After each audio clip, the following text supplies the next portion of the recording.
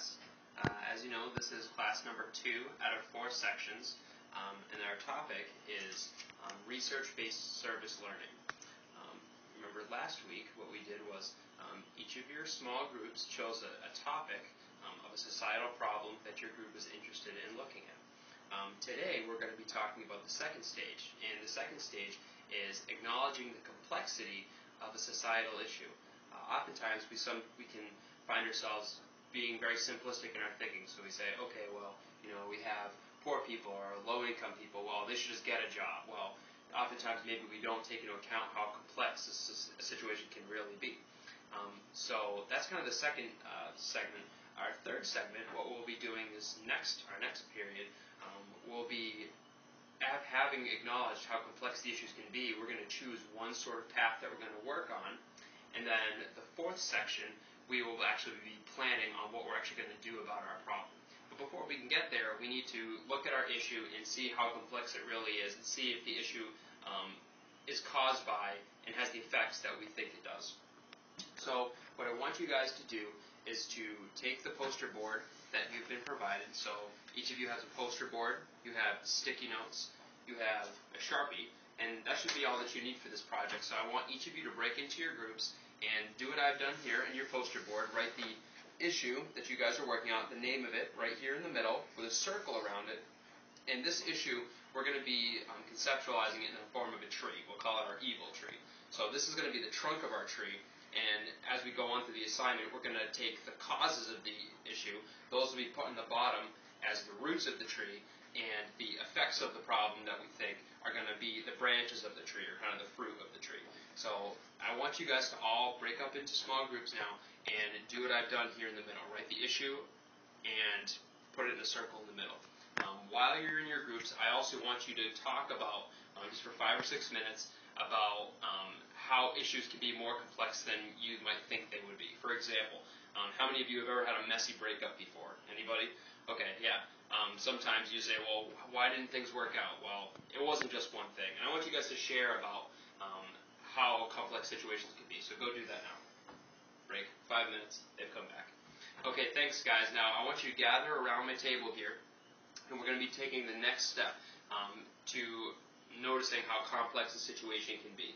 As you see, my issue is spousal abuse, and so what I've done is I took some issues, and we're going to talk about our causes first. So what do I think could be some causes for spousal abuse? Well, maybe money problems. Maybe people have money problems, and that makes them abuse their spouses. How about fear? Maybe that makes you kind of lash out, or anger issues, or substance abuse, or generational cycles. So these are just some hypotheses at this point. We haven't confirmed anything, but these are just things that we suggest it could be. And then I have my effects. Generational cycle could also be an effect of spousal abuse. So you were abused, you saw your parents abused when you were kids, you do the same thing to your spouse. How about emotional damage? That could be another one.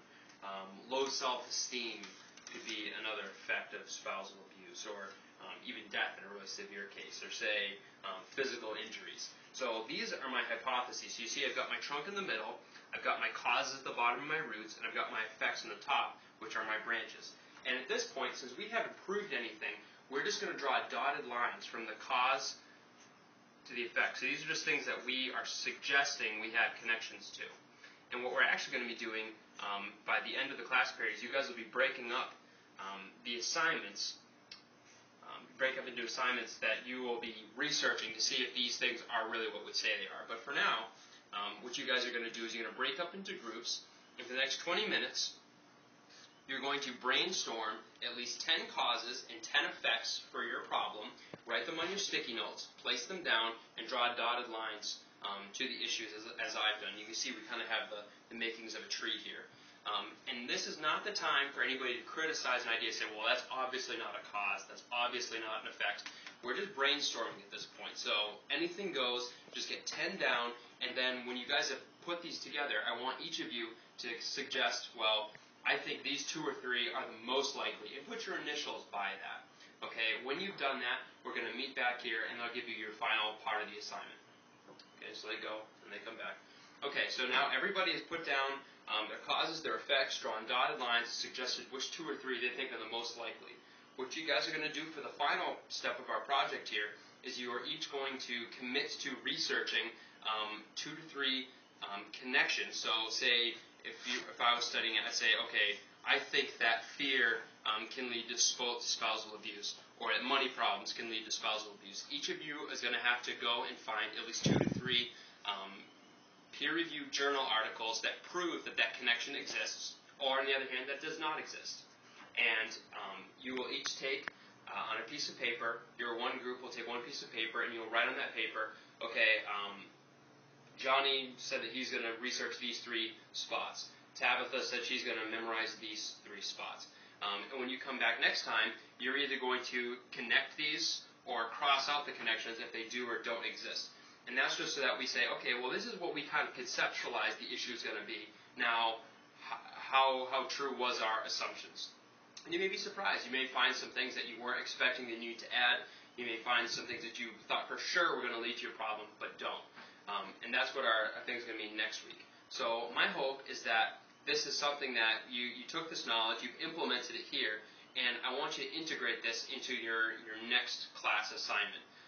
And indeed, any research project you do, you can use this as a tool.